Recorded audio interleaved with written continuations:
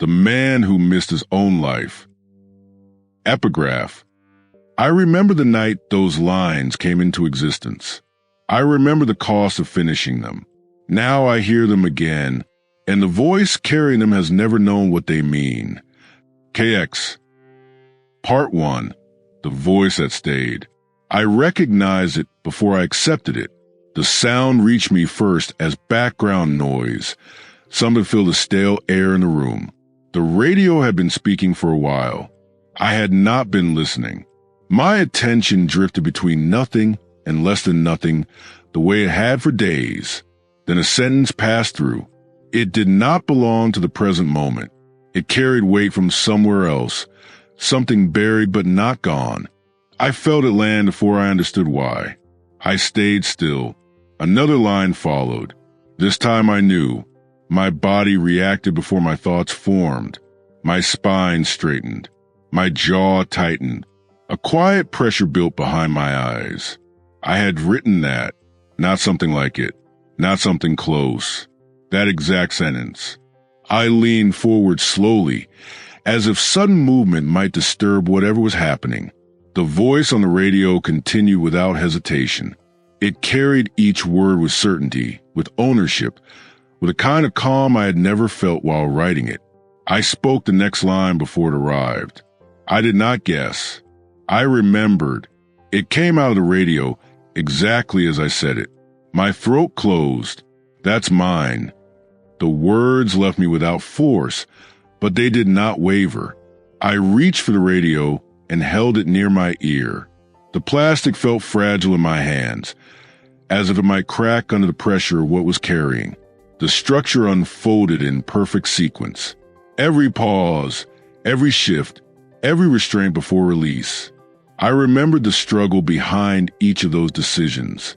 I remembered sitting in a room that smelled like dust and exhaustion, rewriting the same passage until it stopped resisting. Now it existed without effort. The voice moved through it smoothly. No hesitation, no doubt, no memory of what it took.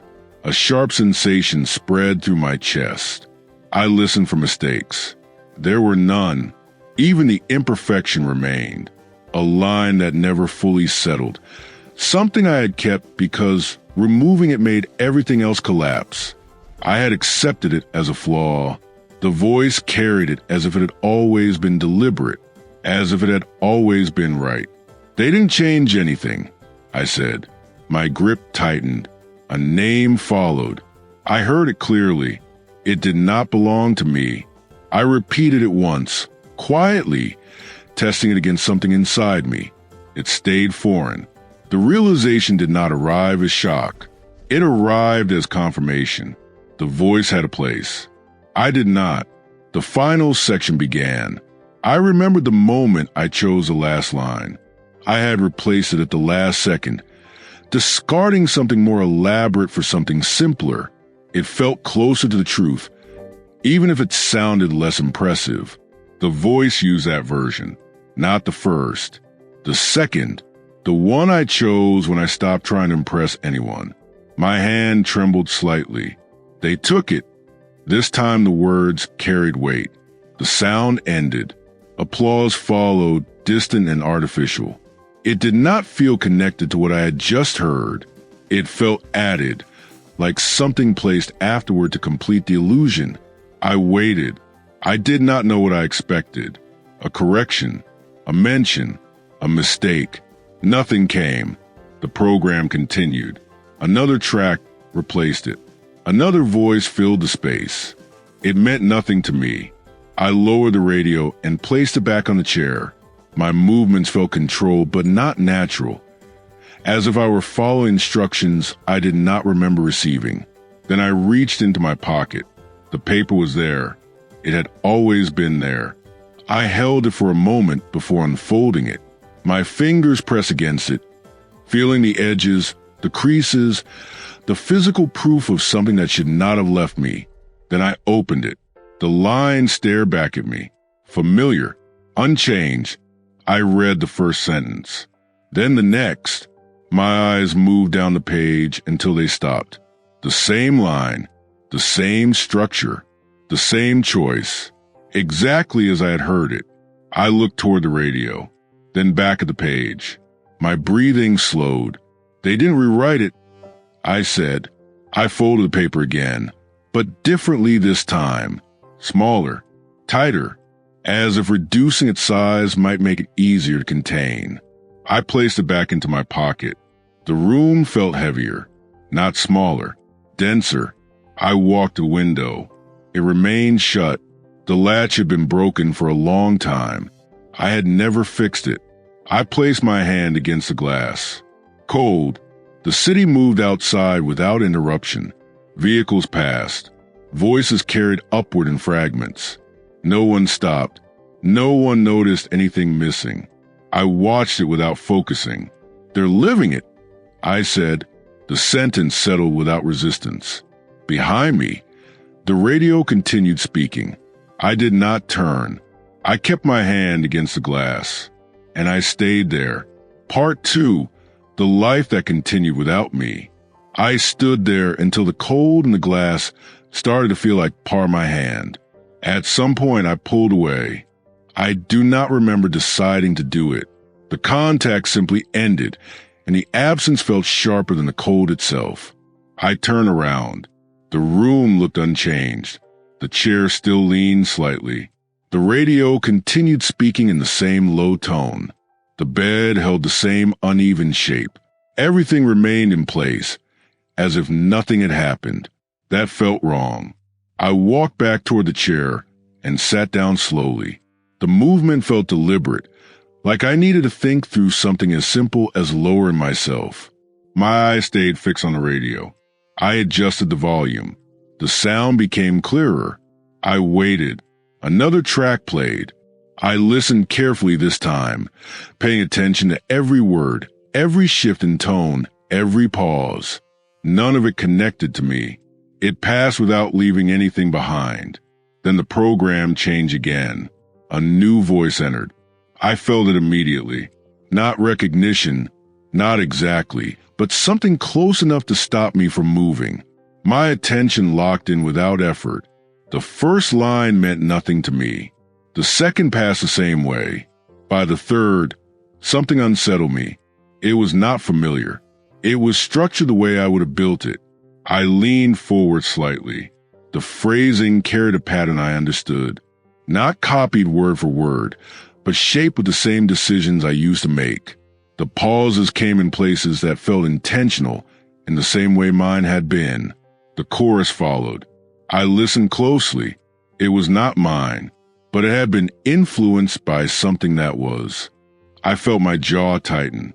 They studied it, I said. The thought formed slowly, then settled. This was not a single occurrence. It was not an accident. It had been observed, broken down, understood, then used again. I reached into my pocket and pulled out the folded paper. This time, I opened it quickly. My eyes moved across the lines with more focus than before. I was not comparing sentences. I was tracing structure, the rise, the restraint, the release. I looked back at the radio. They learned how it works. The voice continued, confident, steady, untouched by hesitation.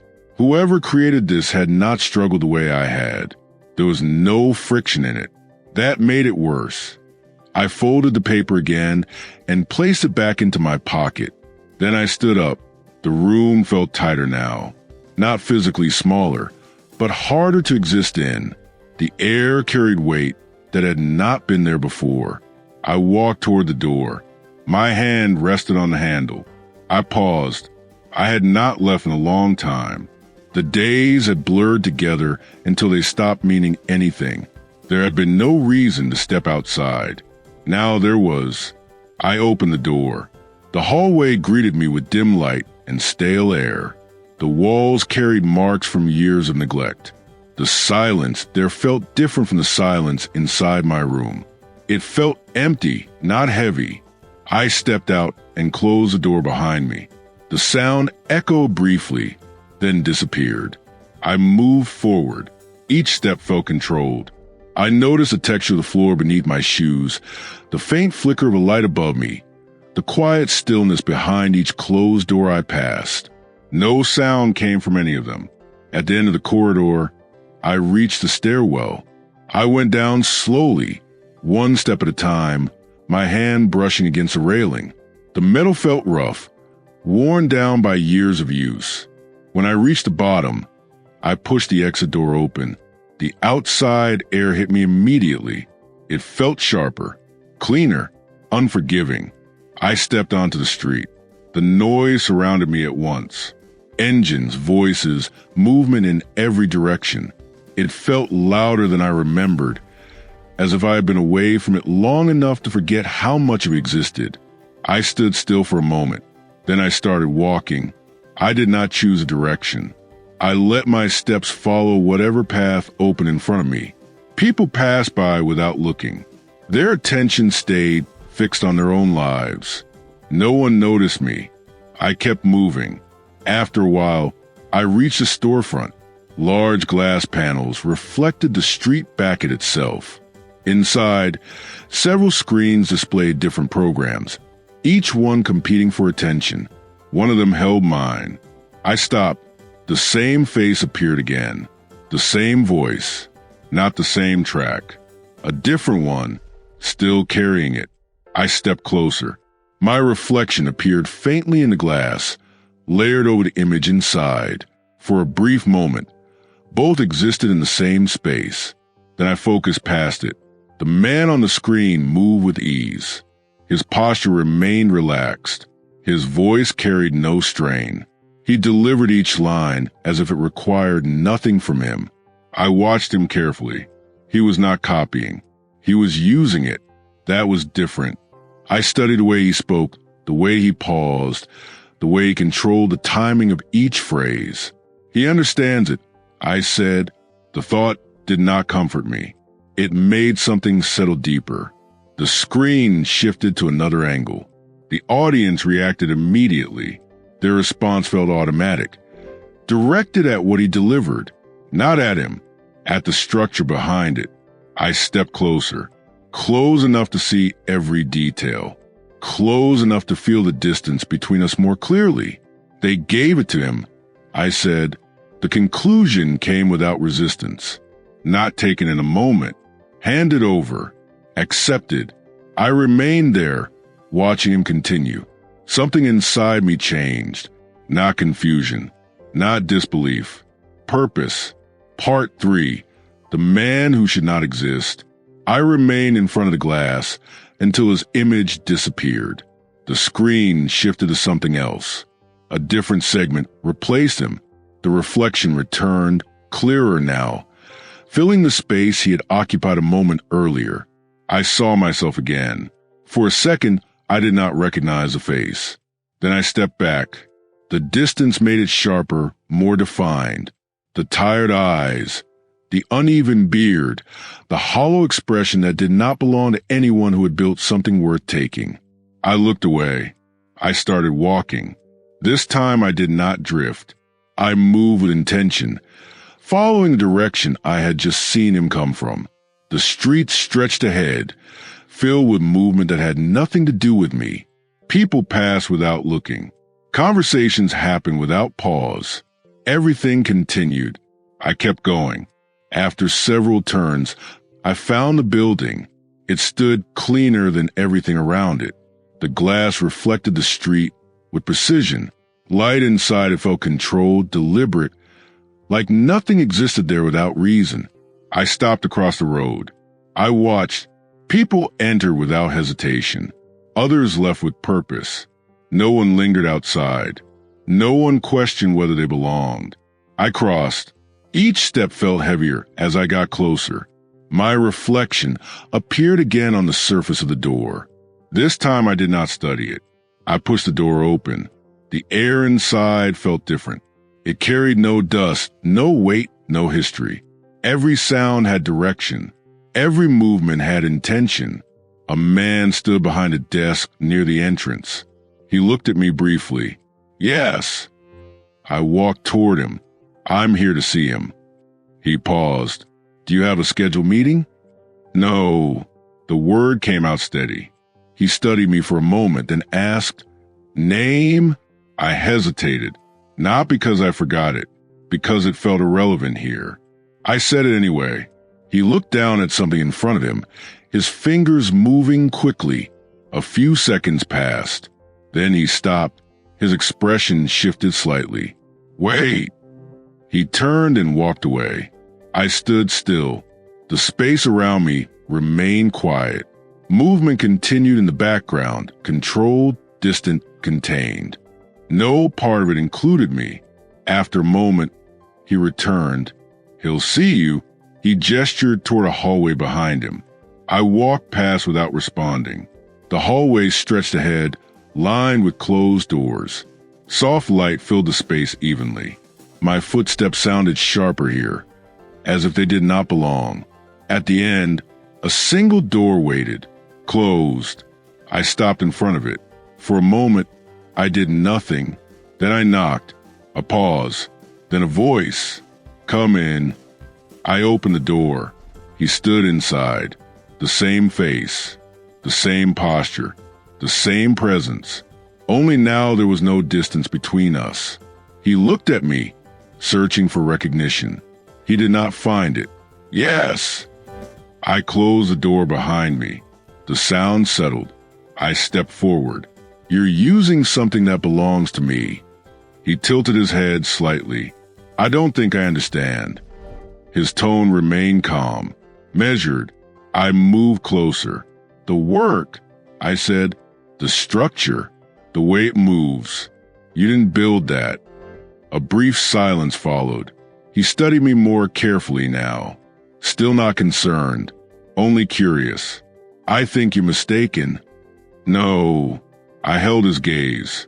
"I know exactly what I created." He took a step closer. "And you think I took it?" "I know you did." He exhaled quietly, not out of frustration, but patience. "This happens," he said. "People hear something and connect themselves to it. That's not what this is." He watched me for a moment. Then he asked, "When did you write it?" I answered immediately. He listened, nodded once. Then he asked, "Where is it now?"